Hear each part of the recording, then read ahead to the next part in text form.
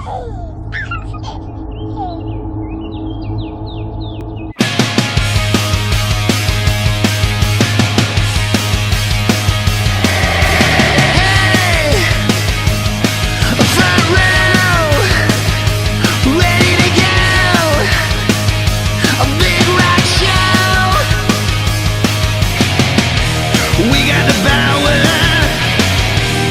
got the speed, the time to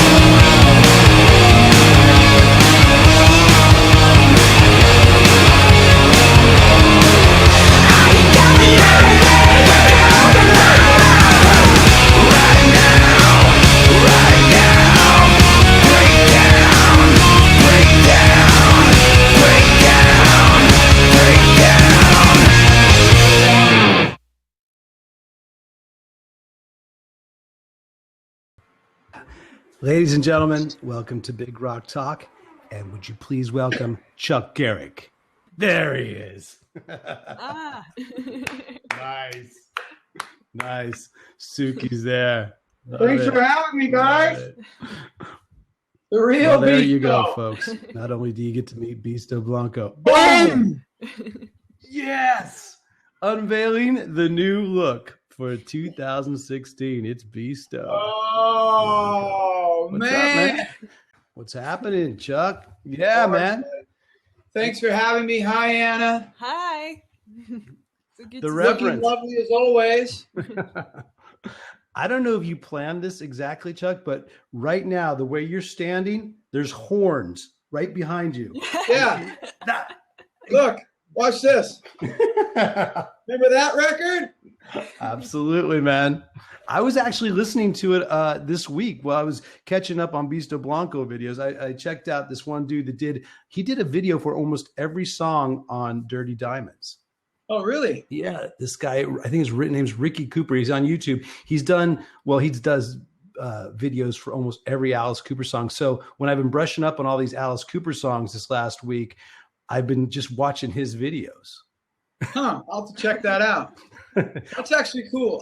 Listen, man, we all know how much time it takes to do that, and it's an honor. I love that record. I think it's a great record. Oh, Be yeah. proud of it, man. Well, you got to be proud of not one, but coming up 2 Beasto Blanco records, right?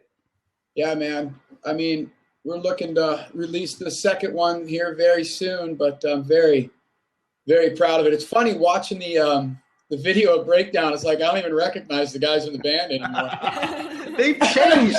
They've changed so much. I mean, I'm looking at my guitar player and I'm going, did I have a kid play guitar that day? I mean, he looks like he's like 12 years old, right? Look at Anna. Look at the way Chris looks now. He's just a beast. Yeah. You've all turned into Beastos. Yeah. Well, I figured I just want people to just kind of have something new this year and maybe kind of just wonder why they let the homeless guy up on stage to play bass. It's a classy homeless look, let me tell you. Classy. Yeah. Let me ask you this, Beasto. Who's in the current lineup, and talk about the current lineup? Oh, the lineup's never changed, man. It's still the same band. It's Chris Latham on guitar, Calico Cooper, theatrics and vocals, and just overall a dangerous person to be around while on stage. Tim Hoonsung on drums and Jan Legral on bass. Same guys I started the band with, and hopefully the same guys I finish out with as well. I did an interview the other day, and this guy was talking about being in Alice Cooper and how many different guitar players I played with, and drummers, and 24 to be exact. But who's counting? 24. Would I ever? Yeah. He goes, would I ever consider doing that with Beasto? And I really hope I never have to cross that bridge, man. I really hope I never have to do that unless of an emergency or something like that. I really, truly love the guys I play with, and I think that they all add to such dynamics, and they're just as important as any member in the band. Everybody plays a role that's just absolutely important, and we couldn't do it without any of them. Well, if you ever need a special guest. Yeah. Anna said you're tight on stage, and if you ever need a special guest guitar player, I'd love just, I can't grow facial hair, though. That's the only problem. Sorry. Yeah, well, it's a good thing you're a badass guitar player. Thanks, man. Listen, we'll have enough facial hair up there. You'll be the only, everybody will be like, oh, they're finally a good-looking guy up on stage. Come on, Ryan. Anytime. Listen, if you can make it to a show, then consider yourself part of it. We'd love to have you. Honorary Beasto is enough for me. That's good. Yeah, man. Hey, Anna, I know you had some questions because you've been doing some research. You got any more questions for Beasto? Oh, yeah. Go for it. Yeah, we're talking a lot about the members. Like, how is it working out to have the band spread out over the world? Because you have members in Germany and in the States. And yeah, it's sort of like a little bit of a long distance relationship, isn't it?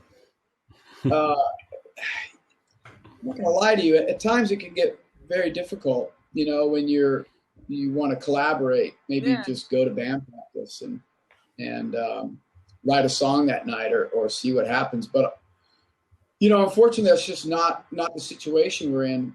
But I know that something magical happens when we're all in the same room together.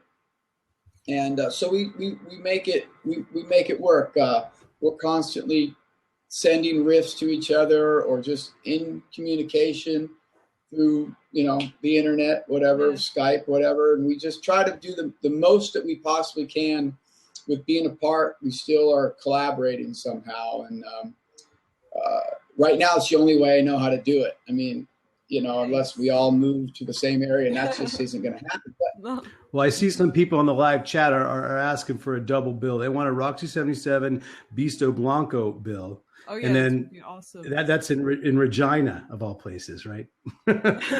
but then I'm looking at this, and there's a lot of chatter in the live chat demanding that Beasto Blanco plays Germany. Have you guys not played Germany yet? We haven't, and that's definitely so funny. We talk about Germany right now. That was one of the markets that we really are focusing on getting more into with the release of this second record. And you know, it's funny, when you release an album and you just kind of, you don't know what to expect. So you just kind of put it out there and just see what kind of happens, what sticks, if you will, you know, and we got a lot of great feedback from that first album, but yet we were still unable to hit some territories because, as you know, it costs money to get to some of these places. Yeah. So the territories that we were able to hit, we're just, you know, outside of Germany. Now, promoters are into it. Everybody wants us there. It's just a matter of you know, getting it done. I think with the focus on some of these territories that we weren't able to hit on this last record and on the last couple of tours, Germany is number one on the list of territories we need to get to, and obviously Stockholm as well. But Germany is an important part for the metalheads out there and rock and roll in general. The good news is Anna will travel to see you.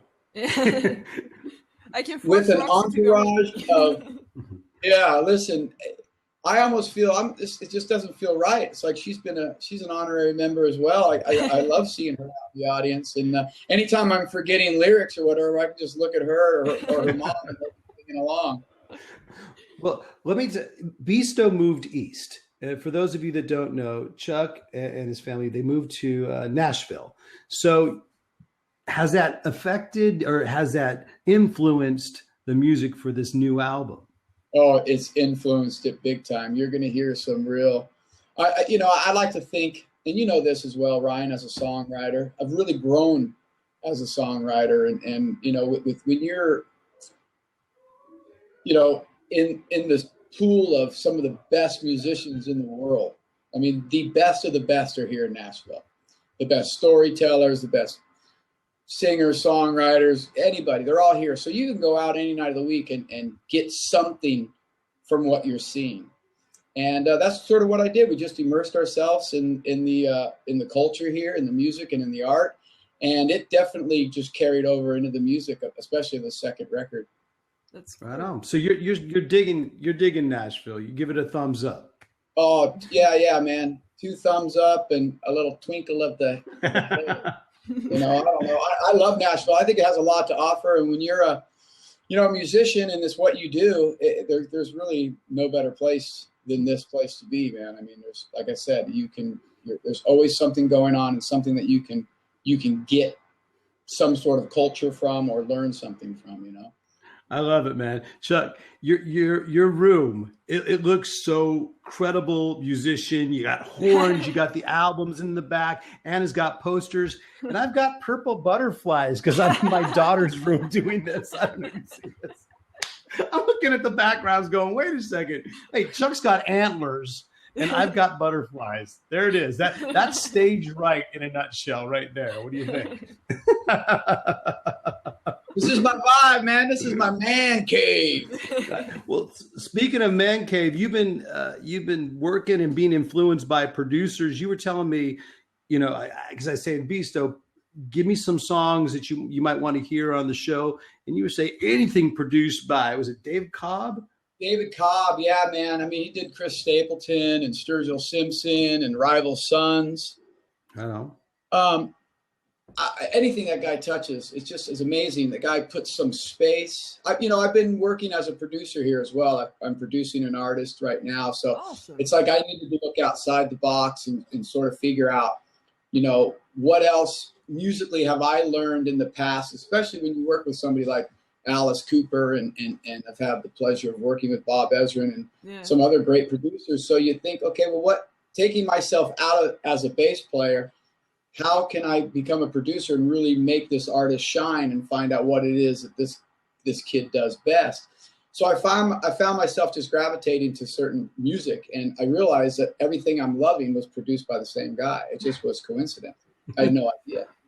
Well, maybe. And that's the cool thing about Nashville as well. I went out the Deep Purple guys were here not too long ago, and I was hanging out with them, and we went out, and David Cobb happened to show up, and just kind of picked his brain a little bit. Great guy, very busy. I mean, producer of the year, and I recommend you checking out, especially Rival Sons. I mean, everybody knows about them. How about this? No Time Like the Present. No Time Like the Present. You got a couple minutes to hang out for just we'll play a video and then just wrap it up and say goodbye after that. That's cool?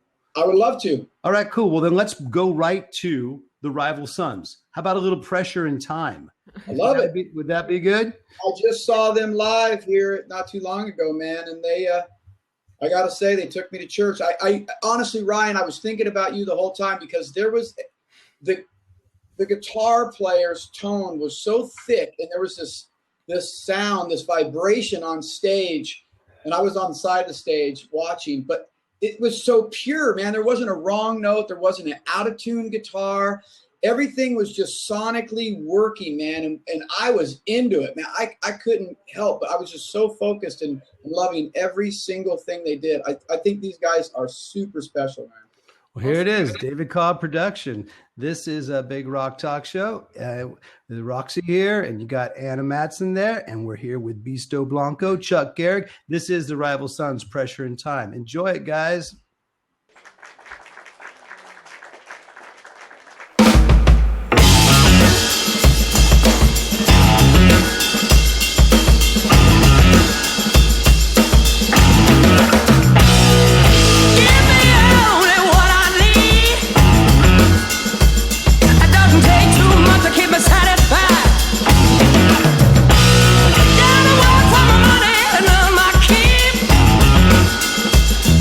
Home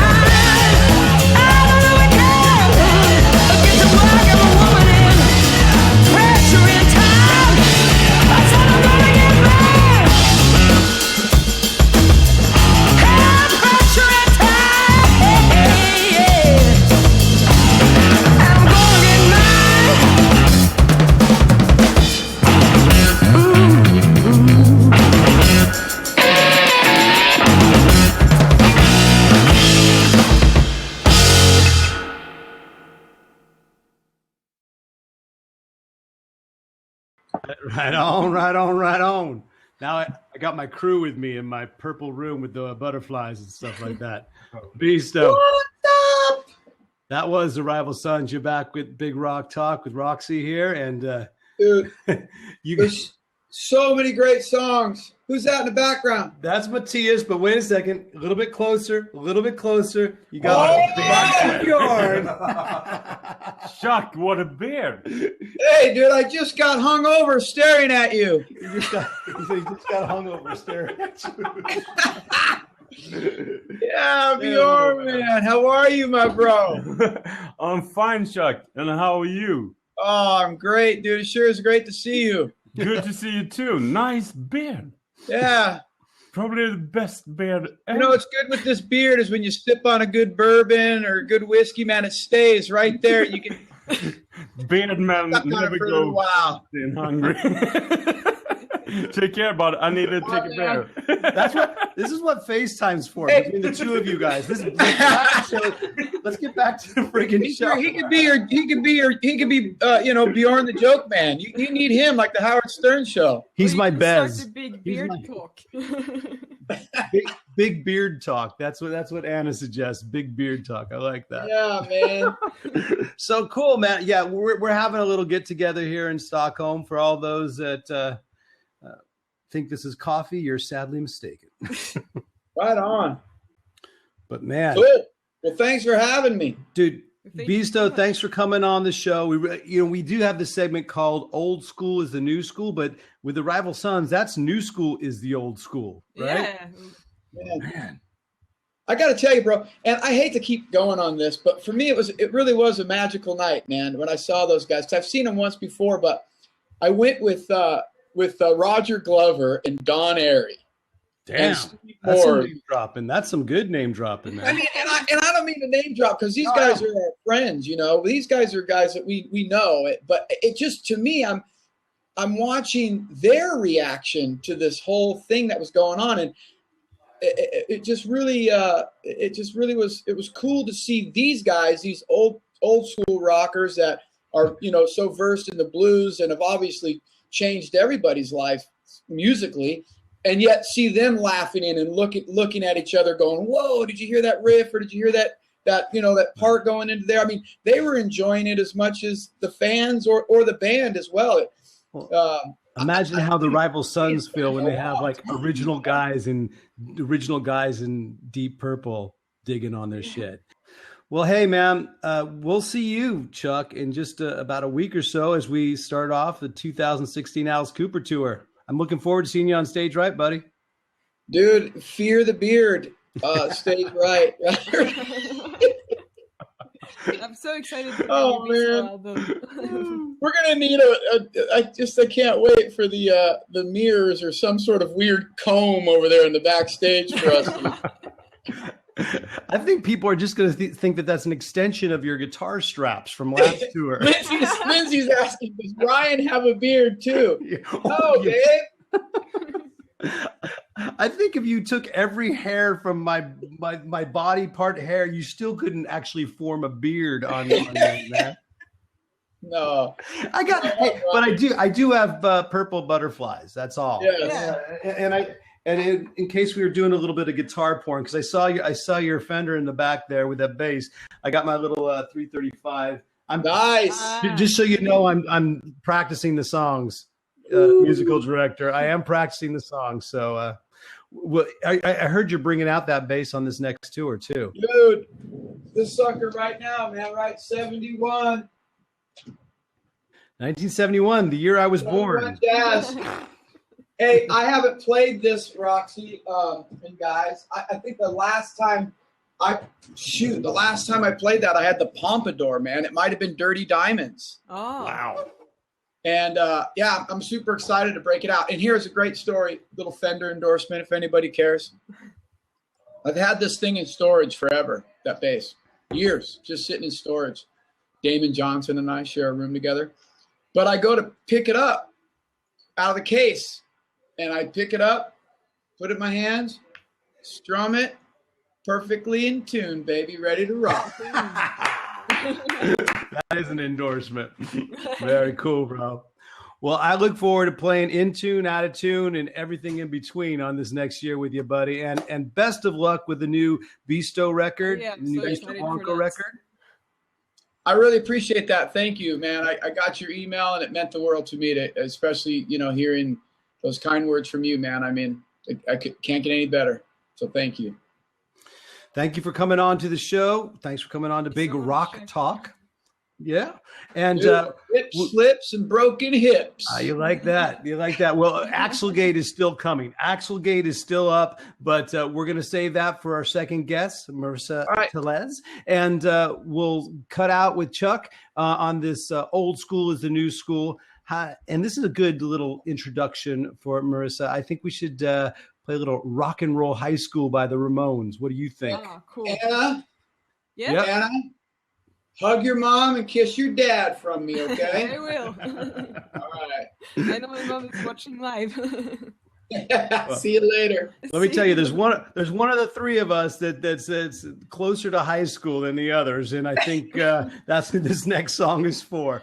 Coming right up, more big rock talk. Take care, cool. Beasto. And See you later. we'll see you next time. And Love you guys. See you all up in soon. just a bit more, but first, the Ramones, Rock and Roll High School. Enjoy it. Cheers, Matt. Bye, Chuck. Thank you. Bye-bye.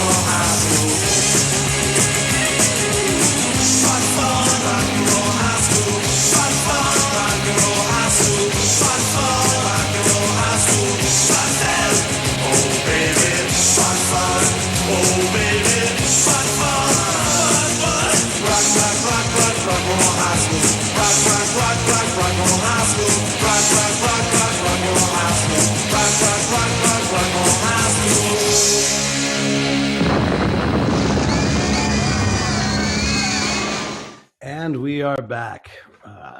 There she is. Hold on. Marisa Tellez, author. Anna, you got some questions for her? Oh, yeah. Well, then let's get her on the show, shall we? Welcome right now to Marisa. Hi, guys. There she is. Hi, can you hear me? Yeah. Welcome to the show. Thanks for having me, guys. It's early over here. It's about 11 o'clock in the morning and it's 80 degrees outside. This is the difference between California April and Stockholm April, because right now it's very gray, kind of lightly snowed today, didn't it, Anna? Yeah, it Snow, felt like wow. It was late October. Yeah. But you know what? We're enjoying it because it's a Saturday. It's full of rock and roll. We just had Beasto Blanco on the show, and now we have you. I was listening and I saw him. He's hilarious. Someone needs to quote him, and that quote of "looking at you makes me hungover." That's the best thing I've heard all day. Well, you know Bjorn the way we know Bjorn. Yes, you do get sort of that contact hangover.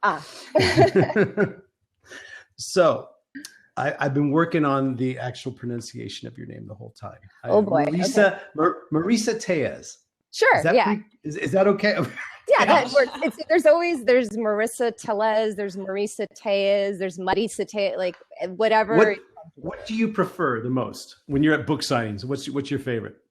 I usually just say Marissa. I think it's easier. Some people say Marisa, so whatever. I respond to both. Marissa, Anna, how would you say it? Marisa Tellez. Yeah, that works. Perfect. And you have 2 books out right now. Yes. I know that, Anna, you have a couple questions for Marissa. Yeah, I think about first those of books. all, introduce us to what you write for those who haven't read your books. The first book is Rock and Roll High School, and it covers the Sunset Strip years in Hollywood during the mid 80s and early 90s. So it's just me growing up in LA and discovering Motley Crue at 9 years old when Shout at the Devil came out, and awesome. I wanted to go to Hollywood. This is what's happening in Hollywood. This is where I want to go, even though it's no place for a 10-year-old. But I get there about 14. But before then, my dad would take me and my older sister to shows, including Candy was probably one of my first live shows, seeing Ryan when I was 12. That's how we actually met. Marissa actually emailed me and says, "Hey, I saw you when I was about 12 years old, and here's the picture to prove it." And I wish you know what? I'm going to try and find that picture, see if I can post it up right now. Let me see if I can get it. But it's pretty cool because it was this thing called the LA street scene back in, what was it? It would have been 80s, 80. It was 86. It's actually 30 years ago this fall. Wow. I know. And the bands that had, I think, did Jane's Addiction played it that year? Or was it? I think Guns N' Roses, Poison, Jane's Addiction might have played that year or the year before. I can't remember. But I remember that was the last year they had it because they had riots that year and they shut it down. It wasn't because of Candy, I can guarantee you. You think my room is wimpy with butterflies. I had a pink Explorer guitar. That was I think one of the prerequisites of being in Candy's, you had to have at least one guitar that was the color pink. So you just keep doing that with the butterflies now. This is my daughter's choice, not mine exactly. But Anna, you and Marissa are kind of like sisters from like maybe one skipped generation. Yeah, I was thinking about that. We have a lot in common, I think. I met Anna how old were you, Anna, when I met you? 14, I think. 14, she came to a Poodles show. I don't know if you know this band called the Poodles in Sweden, but kind of rock and roll glam, sort of an 80s band. You could sort of make that argument. Okay. And there she was with her parents and front row, and ever since then, Anna's been, getting into journalism. Oh, good. So there you go. There's obviously a connection. That's why I wanted to bring you on the show so you guys could sort of swap stories. So I have a foot in the world of books and one in the world of rock and roll, just like you. Oh, perfect. Yeah. My books are based off of my personal journals. I mean, I wrote down everything that I saw, everything that everybody did, because it was such sensory overload for me because I was so young. I mean, I started going to shows around 12, but when I was 14, that's when I really started going to the Strip and seeing shows and getting rides there. And then once I got my driver's license, forget it. I was there every Friday, Saturday night, probably 3 or 4 days a week, just hanging out and enjoying the scene. And it was just an ongoing street party. It was, even if you didn't go to a show, you can go there and just hang out on the boulevard and socialize and meet people. And that's exactly what I did. I just wanted to see music. I didn't care about meeting this band or this person or whatever. I was always a fan, and it was always about music for me. You were truly a band aid. You Absolutely aided the bands, and there was never any ulterior motive. And that's what I see with Anna as well. It's like you just truly love the music and the scene. Oh, absolutely. I mean, look at me. I'm wearing a Empire Strikes Back shirt. You know, it wasn't exactly seducing the guys with the Star Wars back then. I just wanted to see the music. Well, there's one guy that he's sort of was there back then, even at that street scene, still making news right now, even up this week. We talked about it earlier in the show with this thing called Axelgate. And because you guys are both investigative journalists, I'll put the word investigative in there. Why not? But because you're both journalists, I need your take on this. Is there any sort of conspiracy to the fact that he broke his foot right around the time he was going to make that decision to do that AC/DC?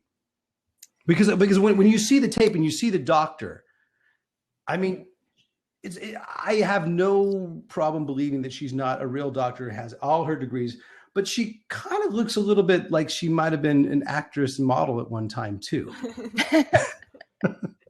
Let me play the clip and then you guys can decide for yourself, because this is an exclusive, Big Rock Talk exclusive. Joran put this together for us, so we really want to thank him for editing last week's show and putting this together. Let's see what happens when we talk about Big Rock conspiracies.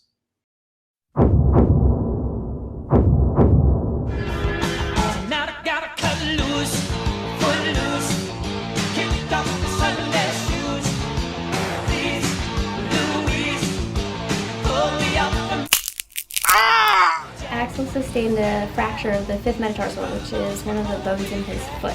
So Axel underwent what we call an open reduction internal fixation. Sorry, fellas. Deal's off. Conference room, 30 minutes.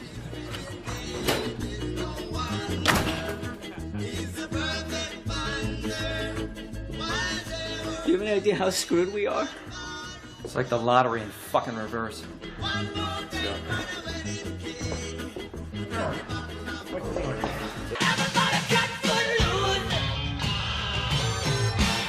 So, I mean, what do you say to that? The record company obviously isn't going to be happy about that. But is there any weight at all that it could have just been manufactured, or is it truly a break? Well, I guess we'll find out tonight when they play Coachella. Oh, that's what I was going to say. I'm like, if he can play Coachella and he can do Guns N' Roses shows, then why can't he do, what's the difference? Like, I mean, I get it's double duty, it's double work. Absolutely get that. I would think there would be more strain on his voice than on his foot.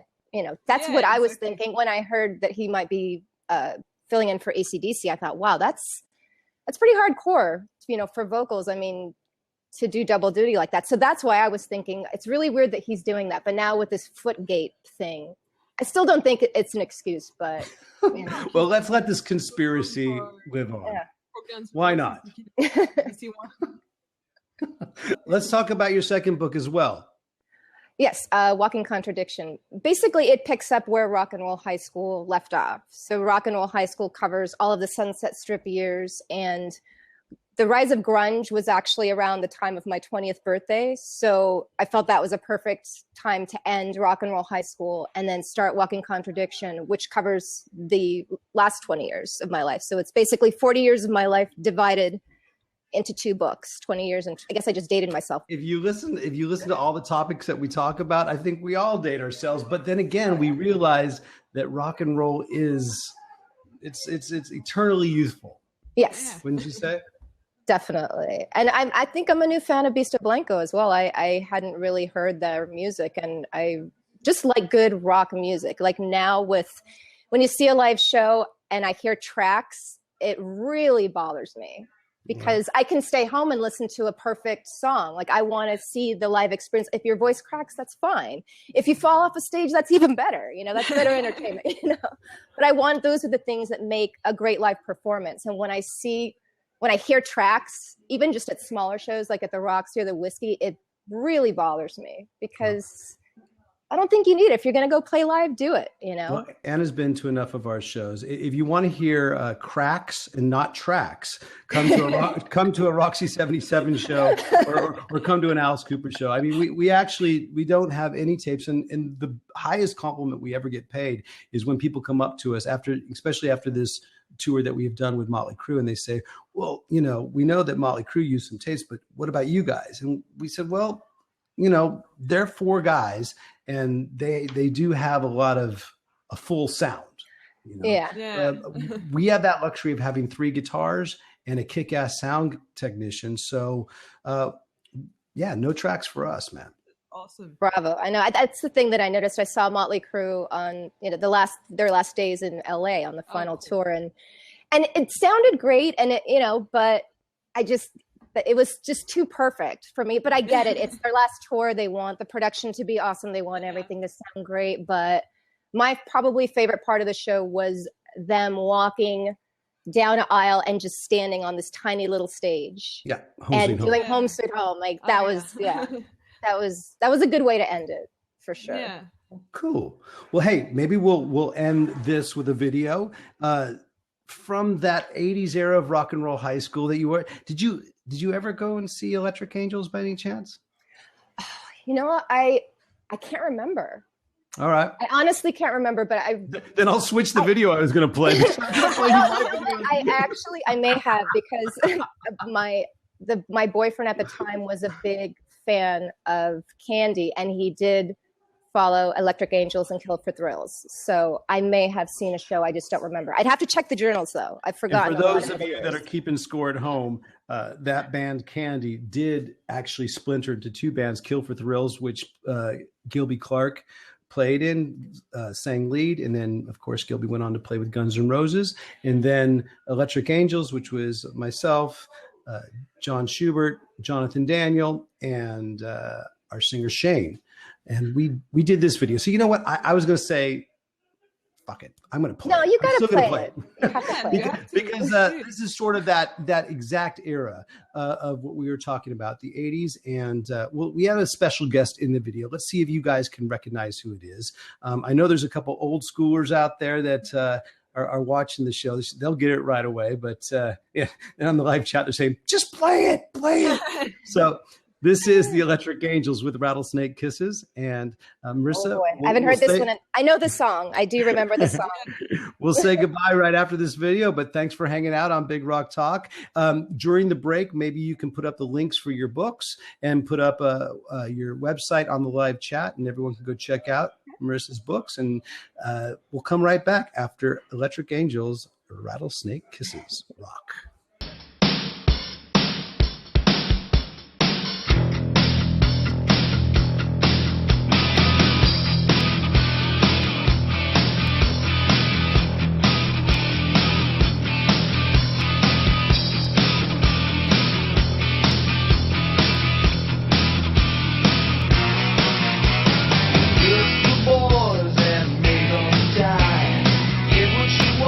In the wink of an eye, and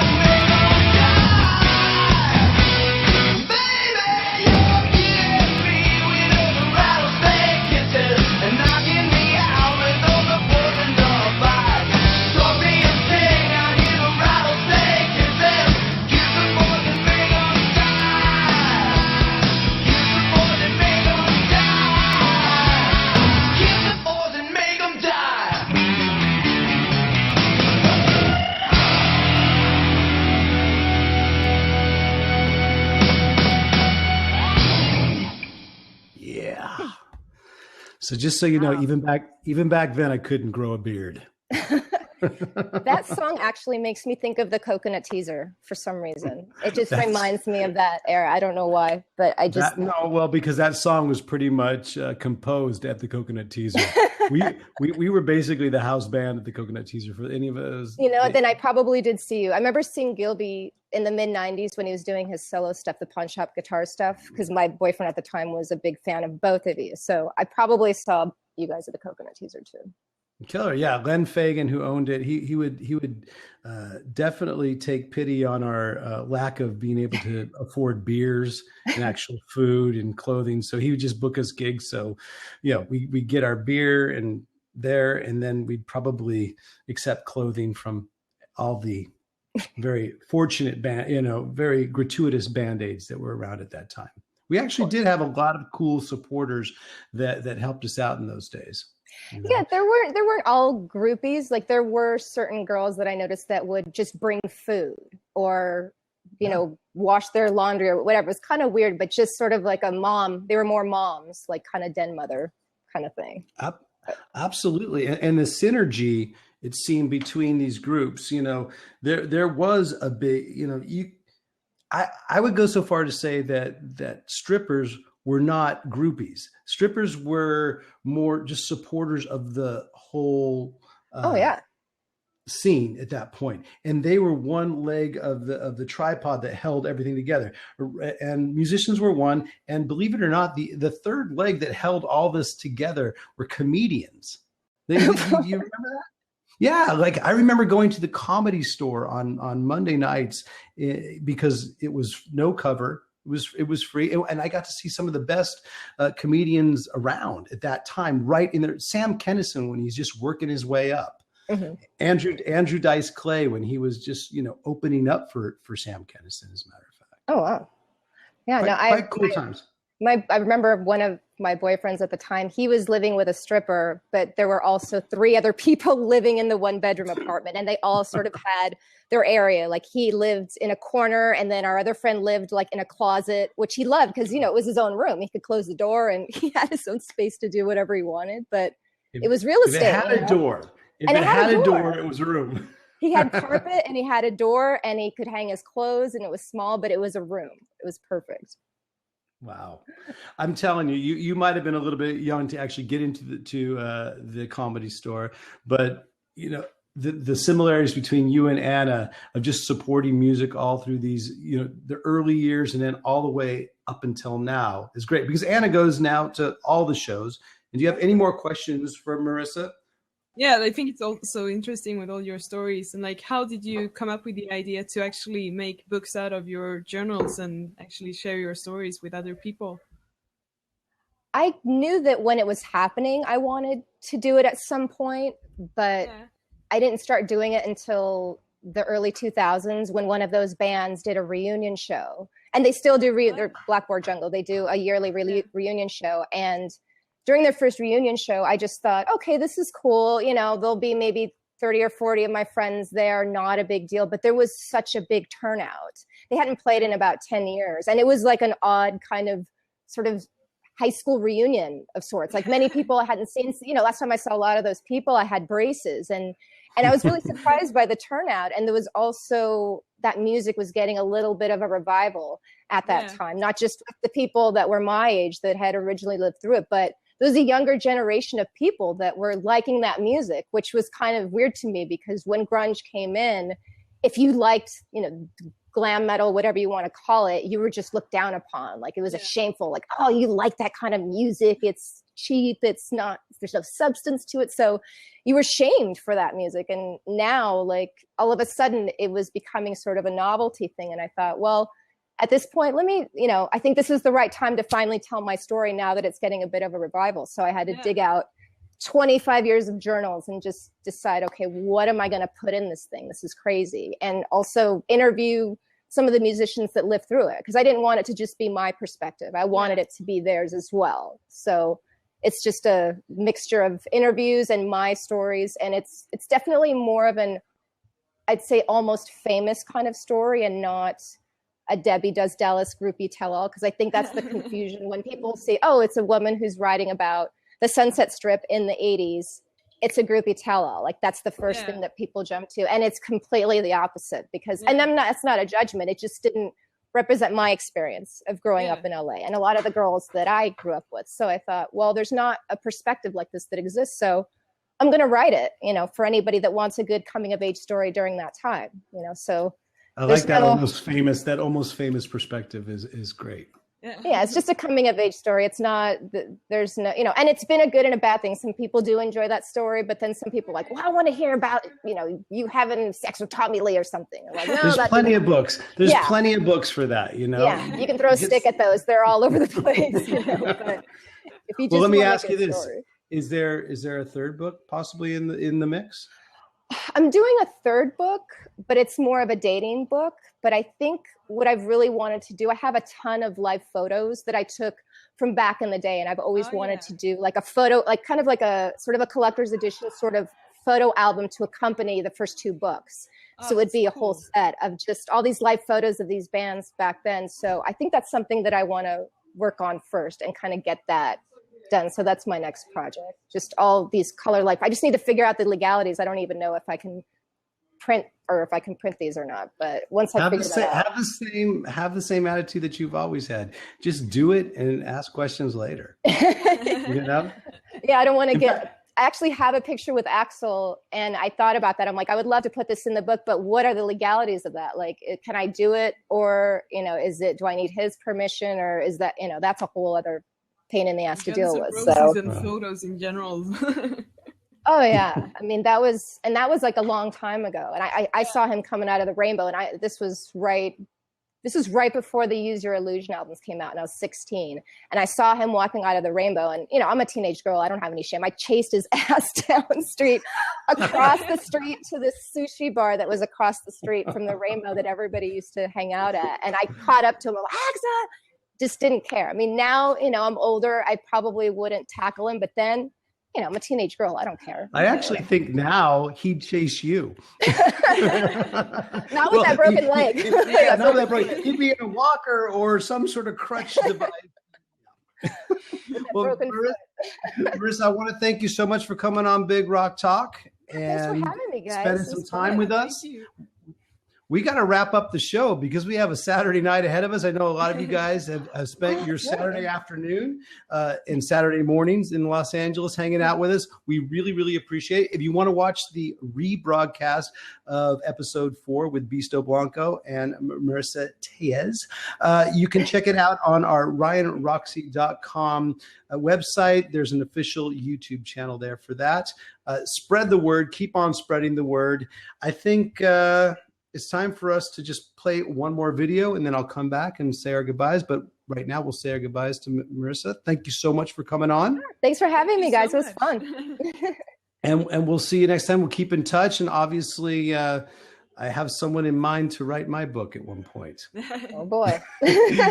But the dating book, I was thinking of a title. Could you call it Swipe Right? I actually have a title for it. It's called Crazy Party of One, The Single Woman's Guide to Dating in Los Angeles. Good. Yeah. Good. There's a different monster of breed of dating out here. And so this is just more of like a kind of comedy self-help book to navigate. I will hope and pray that I never have to use that as a guide again. I think I'm in a good spot. I'm done. I've had a boyfriend for almost 5 years. It's slim pickings out here. I don't want to date anymore. So let's play a little Beasto Blanco, and we'll say goodbye to Marissa. Thanks again. And this is a little Beasto Blanco. What am I going to play now from Beasto? How about a little Live Fast and Die Loud? Yeah. That sounds perfect. Good. Yeah. And thanks again, Marissa. Talk to you soon, and we'll be right back. Bye. Bye.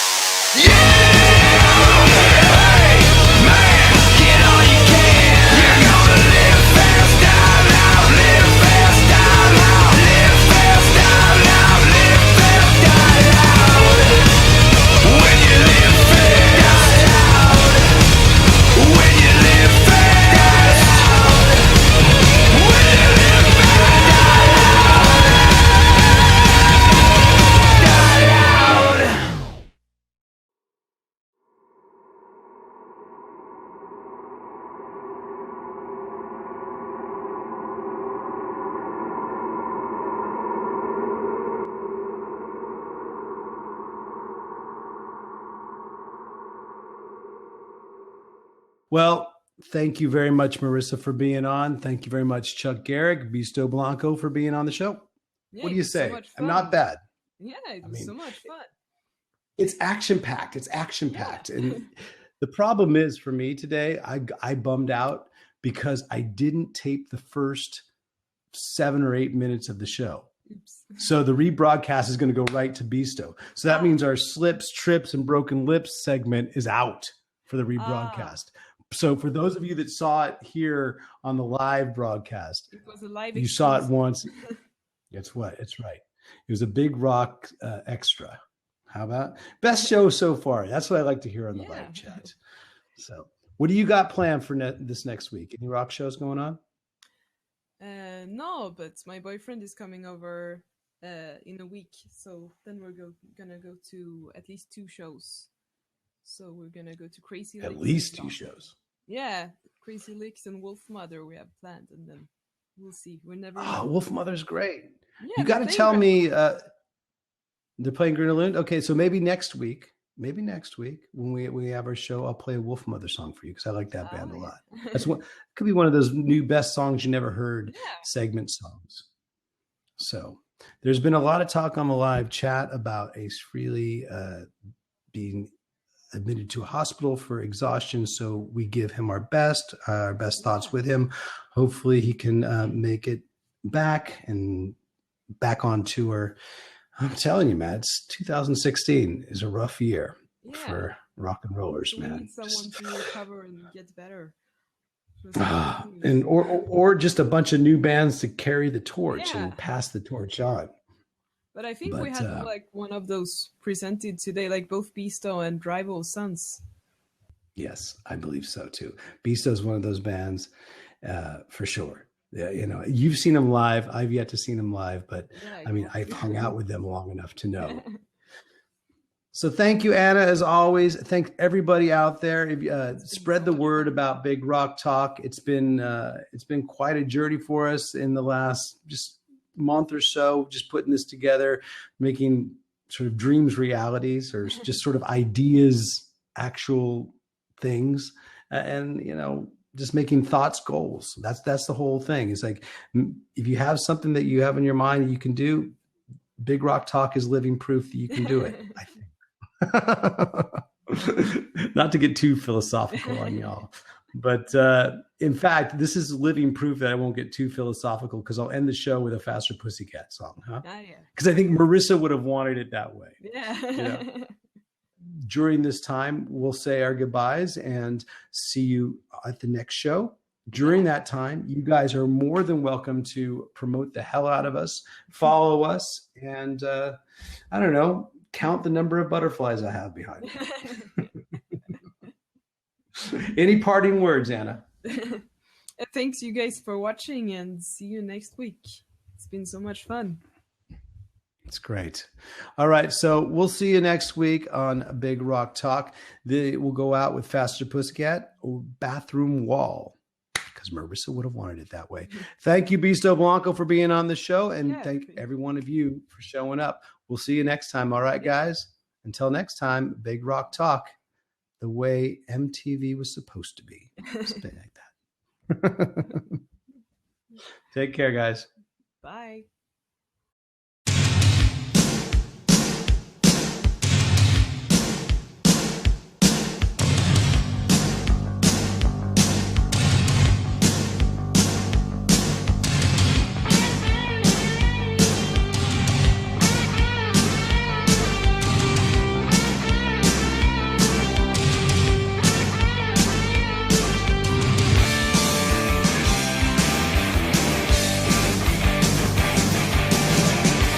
Number written on the